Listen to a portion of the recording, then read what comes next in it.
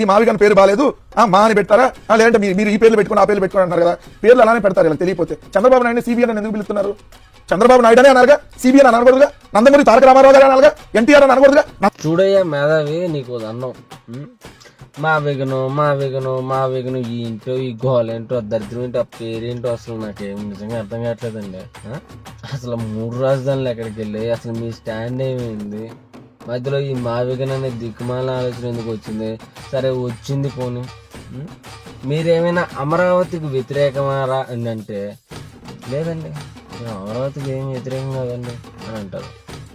పోనీ అమరావతిని రాజధాని చేయడంలో మీకేమైనా అభ్యంతరం ఉందారా అని అంటే అబ్బాబే మాకు అలాంటి ఇబ్బందులు ఏం లేవండి, ఇంకా మేము వెల్కమ్ చేస్తున్నామండి, మేము అమరావతిని రాజధానిగా చేయడానికి స్వాగతిస్తున్నాం అని చెప్పేసి జగన్ గారు అసెంబ్లీ సాక్షి మాట్లాడతారు. మీరేంట్రా అంటే మావిగన్ అంటారు. అసలు నన్ను అడిగితే మీకు ఆంధ్రప్రదేశ్ రాజధాని గురించి మాట్లాడే ఎలాంటి హక్కు లేదు. 5 సంవత్సరాలు మీరు 3 రాజధానులు అని చెప్పేసి ఒక్క ఇటుకురాయి పెట్టలే మీరు రాజధాని ప్రాంతాలలో. మీరు మాట్లాడతారు ఈరోజు. కాబట్టి మనం మనుషుల్ని షార్ట్ కట్లో పిలిచేది వేరు, మన రాష్ట్ర రాజధానిని షార్ట్గా చేసి పిలిచేది వేరు.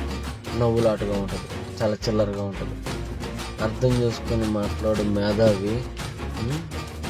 జై భారత్, జై జనసేన, జై హింద్.